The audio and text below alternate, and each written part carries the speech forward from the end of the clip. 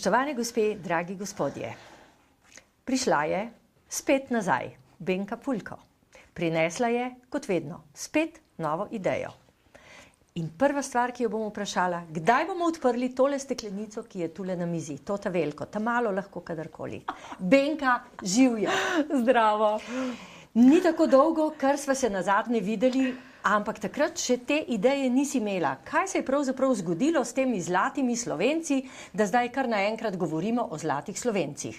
Ali zlati Slovenci kot narod, vsi smo zlati, vsi smo krasni, ali zato, ker imamo zlato penino, ali zlati Slovenci zato, ker pobiramo, ne vem, medalje in podobno, ali zato, ker bi vsi radi imeli čim več zlata, ker dobro stoji na mednarodnih borzah. Pravzaprav, kaj je to? Zlati Slovenci, Benka Pulko in sodelavci. Torej, od takrat, ko smo se nazadnje videli, novembra lani, se je zgodila pravzaprav ena velika pomembna stvar. Olimpijske igre v Sočiju. In v tistem času sem bila slučajno v Himalaji, sem tekala po poteh, kjer se je včasih sprehajal Tomaž Humar. In ravno takrat bi bil star 45 let, pa sem veliko razmišljala pravzaprav o tem, kaj smo Slovenci, kdo smo, kako pomembni ali nepomembni smo v svetovnem merilu. Nisem imela nobenega časa in možnosti gledati prenosov olimpijskih iger.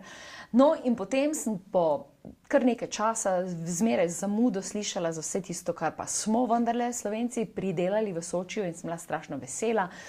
In tisti zanos in energija in ponos, veselje Slovencev, ko so poročali o tem.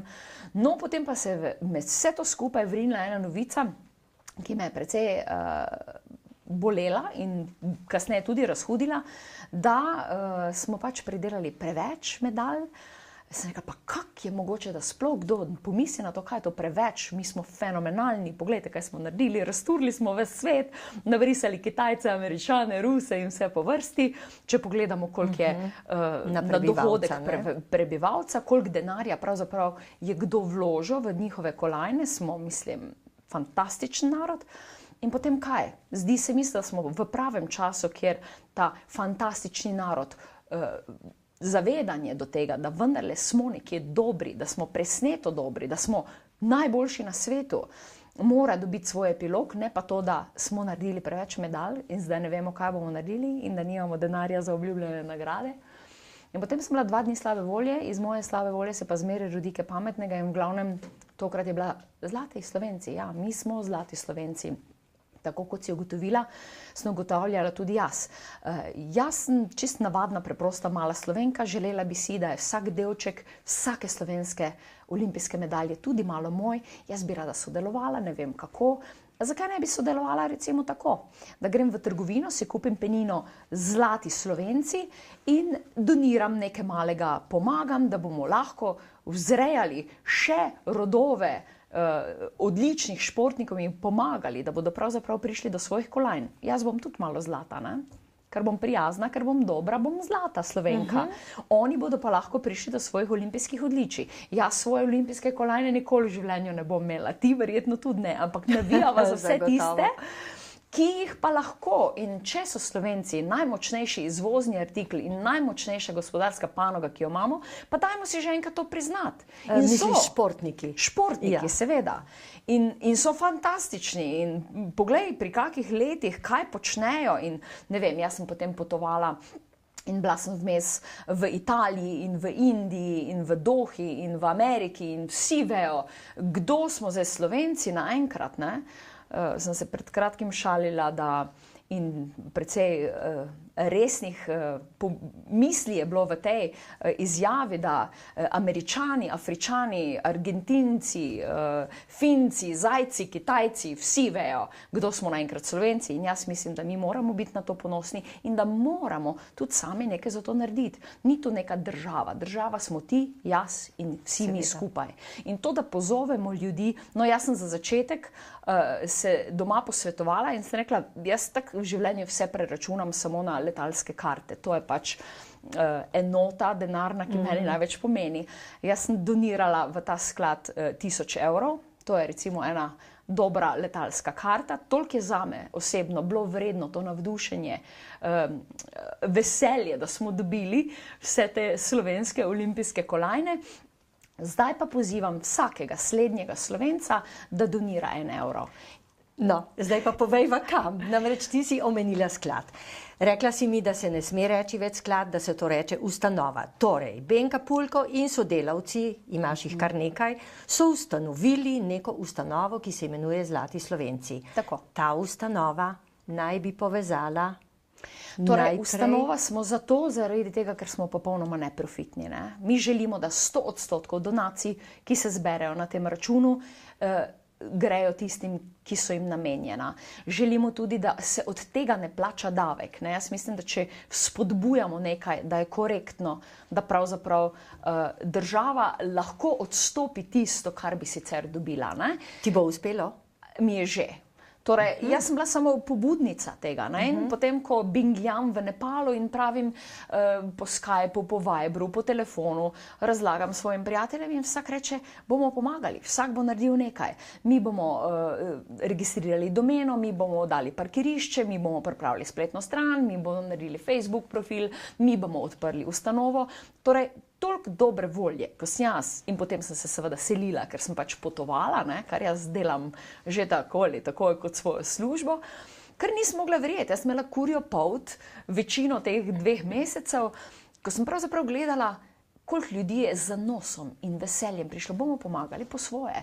Ne rabimo nikogar z veliko denarja. Iščemo Slovence dobre volje in vsak od nas lahko nekaj naredi, nekaj prispeva to, kar ima. No, in recimo, kaj dejansko piše v glavi tega sklada? Kaj pomeni oziroma te ustanove? Kaj je vaša osnovna dejavnost? Kaj boste počeli in na kakšen način boste počeli? Ostajamo 100% transparentna ustanova. Ustanova smo zato, ker smo neprofitni. Zbirali bomo denar in podpirali bomo Slovence, da bodo še naprej divje osvajali olimpijska odličja.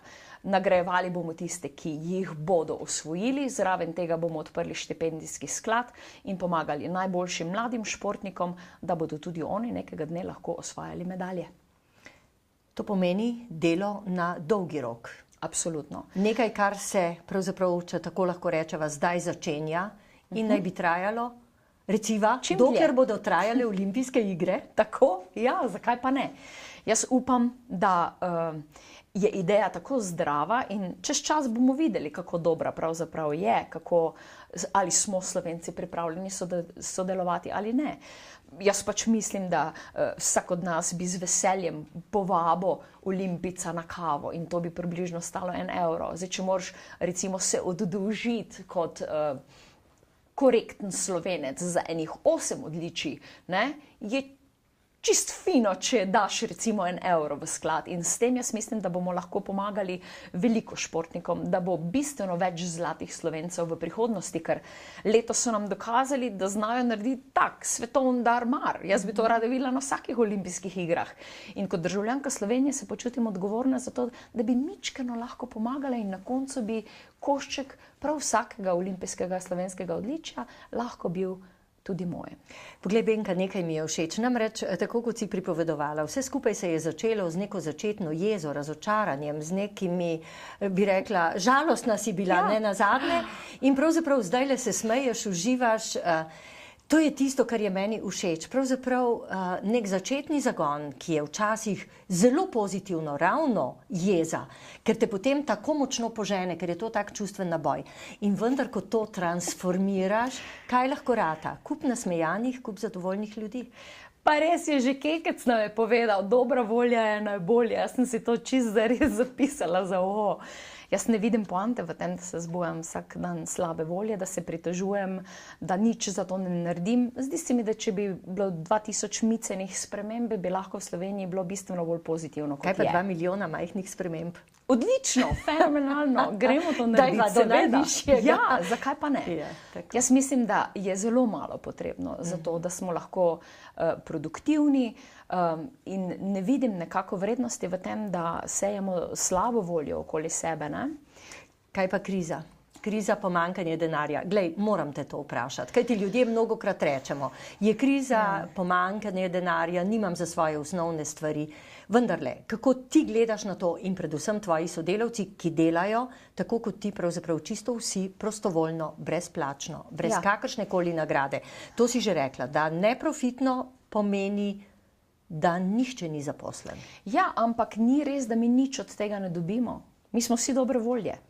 Neverjetno, kako mi se slišimo, vsi garamo ko norci, po noči, po dnevi. Jaz sem zdaj spala zadnja 2 meseca vsako drugo noč. Ampak vsi smo bili dobre volje in ne biti z energijo, ker smo bili prepričani, da delamo nekaj dobrega. To pomeni, mi imamo veliko koristi, ki ni finančna, je pa v obliki zadovoljstva, da vendarle počnemo nekaj koristnega. In v teh časih slabe volje je pravzaprav to morda celo več vredno, ne? Meni osebno je. Vsak zase mora preceniti, kje je največja vrednost. Jaz sem lahko prazen bančni račun in sem ob tem enako zadovoljna. Zaradi tega ne bom slabe volje. V bistvu, rada bi rekla, jaz sem imela mogoče tako težko izkušnjo v življenju, da sem se namenoma šla učiti, kaj pomeni biti reven. Jaz, ko sem bila na motorju in sem imela samo 2 škatli stvari in pravzaprav nobenega denarja, sem se naučila spati v jarku, jesti zelo malo, jesti zelo poceni. In si zelo daleč moram iti, da se mi zdi, da res nečesa nimam. Ne? Jaz bi mogla biti resno lačna te dni, da bi rekla, nimam ničesar. In pravzaprav iskreno povem, jaz ne jemljem resno ljudi, ko mi povejo, kakšna kriza je in živijo v svoji hiši, ne vem, imajo 3 avtomobile, kupujejo novi hladilnik, odplačujejo mesečne obroke za novi avto, grejo 2-krat na leto na počitnice, ne vem, so vsaki teden v trgovini, kjer kupujejo nove poceni majčke in tako dalje, ker pač rabijo 10 barv določenega izdelka. Oprosti, zame ti ljudje niso revni, smilijo se mi, zaradi tega, ker so upeti v ta potrošniški svet. Ne vem, jaz z veseljem nosim kavbojke, ki so stare 10 let in me to čisto popolnoma nič ne moti. Mislim, da imamo zahteve zelo požrešne. Bom se vrnila malo nazaj. Leta 1997, ko sem jaz odhajala na pot okoli sveta, je bilo pač neko poprečno zdravo stanje v Sloveniji. Ko sem se leta 2002 vrnila, so bili vsi naenkrat v čudni fazi. Mislim, spomnim se samo velikih avtomobilov, ogromno denarja. Jaz nič nisem razumela. Torej, tista pauza, 5,5 let, ko me ni bilo doma, tu se je tako spremenilo, vsi so imeli naenkrat vsega preveč, če kdo hoče slišati moje skromno mnenje. In danes imamo v primerjavi s tistim vsega premalo. Tako. In jaz sem ta graf doživljala tako. Tako je šlo in potem je skočilo.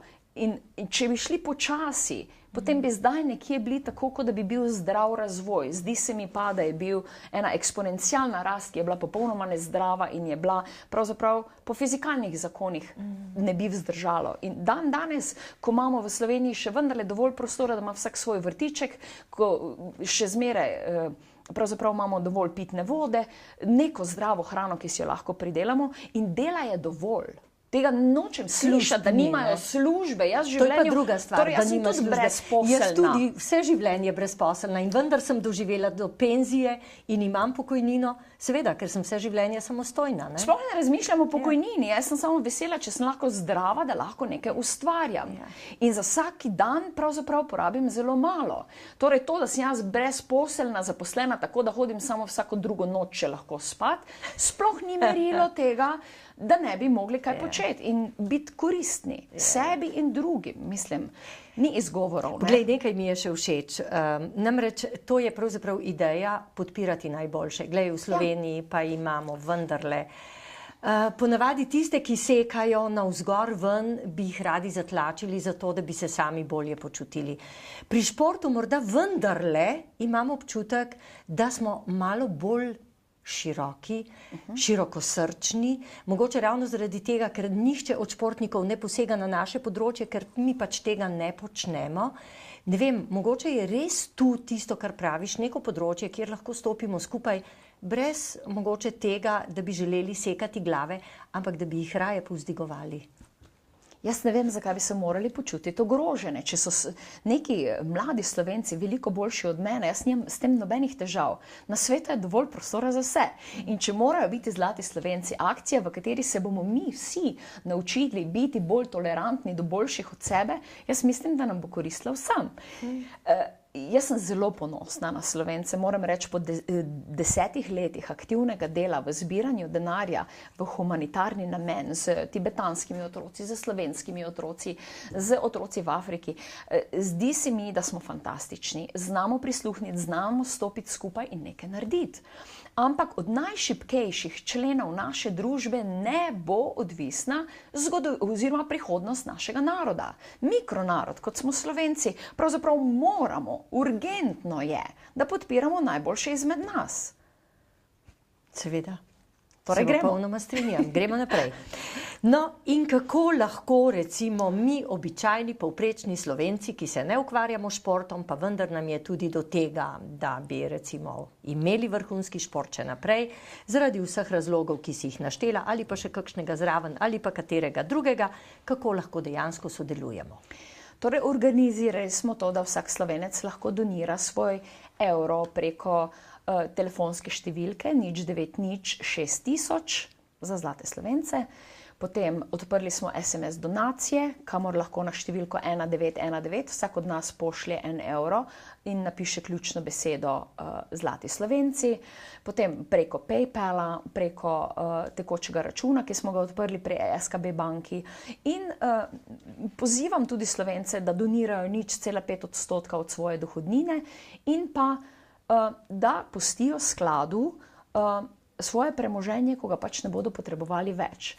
Mislim, da lahko, če pozovemo ljudi, da v svoji zapuščini, da za svojo zapuščino naredijo nekaj takega, da se jih bo narod spominjal še veliko let. Ker poglejte, vsi še zmeraj govorimo o vseh odličjih, ki jih je dobil Leon Štukelj. Ja. Nažalost ga že nekaj časa ni med nami, ampak on je zapisal resno zgodovino Slovencev.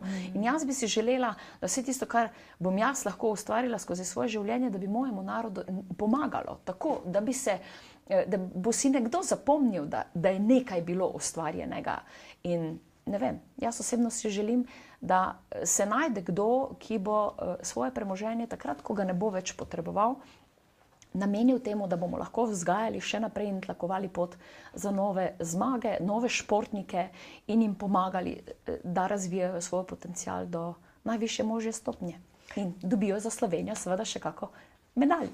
No, in seveda, ker gre tu za denar. Vedno, ko nekaj damo, tudi želimo vedeti, kam to gre. Naj si bo 1 evro ali 1000 evrov, ali pa morda, tako kot praviš, da bo kdo pustil celo svoje premoženje, mogoče svojo hišo ali kaj podobnega. Kako boste delili denar, da bo denar pošteno razdeljen, da ne bomo imeli občutka, da pravzaprav nekdo dobi preveč, drugi dobi premalo ali kaj podobnega? V ustanovni akt smo mi kar že na začetku napisali, po kaki formuli bomo razdelili denar med olimpice, tako da bo pravilno tisti, ki dobijo olimpijska odličja, zlata medalja je vredna 3 točke, srebrna 2 in bronasta 1. Odvisno od tega, koliko medalj bomo dobili, vsakega 31. decembra olimpijskega leta bomo javno objavili, koliko denarja smo zbrali in potem si bo vsak v bistvu, ki zna osnovno matematično formulo, ki bo tudi objavljena, lahko zračunal, kdo bo dobil koliko denarja. Seveda potem, ko bomo vedeli, kdo so tisti, ki so in koliko jih bo, pridobili medalje. Tako. Ja. Ker ne vemo, koliko denarja bomo preprosto zbrali. Seveda želimo si, da zberemo čim več. Če nas je 2 milijona, jaz sploh ne vidim razloga, zakaj ne bi mogli zbrati 2 milijona enega suporta, ki bi lahko nekomu pomagal. V neolimpijskih letih bomo pravzaprav razpisali štipendije. Pričakujemo vseh vas, ki boste pomagali, ki boste tudi postali Zlati Slovenci, da nam poveste, koga bi pa vi suportirali, kdo so tisti mladi športniki. Jaz osebno nisem kredibilna, jaz znam pisati knjige in znam voziti motor, ne vem pa, kdo so najboljši slovenski športniki v mladinskih vrstah. In pričakujemo, da bodo pravzaprav, da se boste vsi Slovenci vključili in tudi povedali, koga mislite, da bi bilo vredno, koga bi vi radi suportirali. In potem bomo prosili športnike, da bodo vendarle zadnjo povedali oni. Oni so s področja, iz svoje stroke, bodo zagotovo vedeli največ. Ne? Vprašali bomo Olimpice in vse tiste, ki imajo znanje in upamo, da bomo seveda zbrali prave upe in jim pomagali skozi trnje do zvezd. In jasno, vse skupaj bomo na naši spletni strani zlatislovenci.si povedali sproti, updatali nas naši Facebook strani Zlati Slovenci in zelo pogosto tudi v Nedeljskem dnevniku, ki bo napisal vse, kar ima veze z Zlatimi Slovenci. In ti upam še kje. In ti boš to koordinirala? Odkot? Pa bom. Vse povsod. Kjer pač boš? Jaz ne vem, kje bom naslednji mesec. Mislim, da v Jordaniji, vem pa ne. Svet je danes tako majhen, v 21. stoletju, pravzaprav ob nekem prenosnem računalniku. Ni treba 80 dni, da prideš okoli sveta. Ne, ni treba. Jaz kar nekaj krogov naredim že lahko v 80 dneh, še posebej, če nimam s seboj motorja. Tako da jaz si upam organizirati to akcijo še kar naprej. Če bomo pa kdaj postali dovolj veliki, da bom rabila pomoč, zaenkrat se je pravzaprav javilo toliko ljudi, ki je voljnih delati z dobro voljo. Če bomo kadarkoli morali za to nekoga zaposliti oziroma plačati seveda, za delo. Seveda, ker če stvar preraste... Mislim, da smo pripravljeni. Mi smo se zapovedali in tudi v ustanovni akt zapisali. Mi vsi vemo, da večina takih organizacij zapravi za svojo eksistenco tudi 50, 60, 70 do 85%. Mi smo se zapovedali, da nikoli ne bomo zapravili več kot 10%. Še nekaj me zanima. Kdaj je se porodila pravzaprav ta ustanova? Ko sem bila v Nepalu? Uradno ustanovljena, ne? To si že povedala. Ampak uradno. Koliko časa je? Koliko je stara? Par tednov. Par tednov. Ja, in sveža. Že takale steklenica.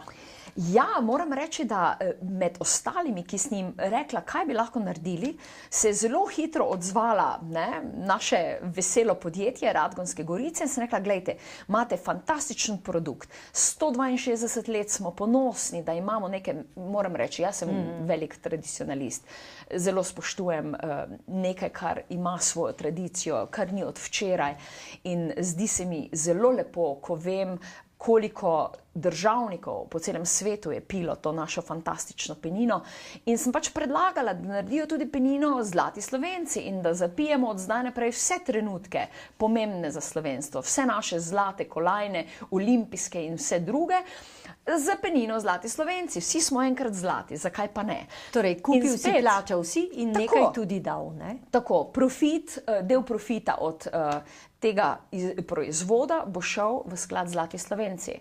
Z Žitom se pogovarjamo, tam sem dala predlog, da bi naredili čokoladne kolajne, Zlati Slovenci, zakaj pa ne? Del tega profita pravzaprav lahko pomaga tudi kakemu športniku do tega, da bo kdaj prišel do pravega zlata. Mislim, da je v Sloveniji dovolj in podjetij in posameznikov dobre volje in rada bi, da gradimo prihodnost in sedanjost na dobri volji, ne na slabi. Tega mislim, da je bilo že dovolj. Benka, sva morda kaj pozabili, kar je pomembno za to akcijo? Ja, pozabili smo povedati, da vsak od nas naj sodeluje, naj postane zlat Slovenec. Mislim, da vsi skupaj zlati bomo ena zlata nacija in to si zaslužimo. Ja, lepo si tole povedala. Mogoče je najbolje, če ob tem zaključiva, da si zaslužimo, da smo zlati, da bi lahko bili še bolj zlati, ampak da bomo zato morali tudi kaj storiti. Smo zlati, ampak dajmo si priznati, da smo, dajmo sodelovati pri tem. Mislim, da, ne vem, zadnje čase sem veliko v Ameriki in vidim, da nikomur ni težko biti ponosen na svojo deželo, mi pa velikokrat to pozabimo in na ljudi, ki jih imamo. Benka, naj tudi s pomočjo tvojih zlatih Slovencev ali tehle steklenic ali donacij ali česarkoli že, še velikokrat in predvsem večkrat kot sicer zaigrajo kjerkoli po svetu slovensko himno. Super! Vsi skupaj navijamo za to, jaz mislim, da smo združeni, jaz sem kar korjopolt, ko si to rekla. Jaz sem absolutno za. Evo, sem se že preimenovala. Slovenka Benka. Zdaj lahko postanem zlata Slovenka Benka. Ne, sem že donirala. Ja. Tako, to se pravi, ima že vso pravico. Druge nas pa to še čaka. Hvala lepa in seveda, drage gospe, dragi gospodje, koliko bomo zlati v takem drugačnem 3., 4., 5. ali 10. pomenu. Nikoli pa to ne more biti v slabem pomenu besede. Smo odgovorni sami. Kaj bomo storili zase, za naše soljudi, morda celo za naše zanamce, predvsem pa za našo ljubo Slovenijo, tako kot pravi Benka. Naj bo čim bolj zlata.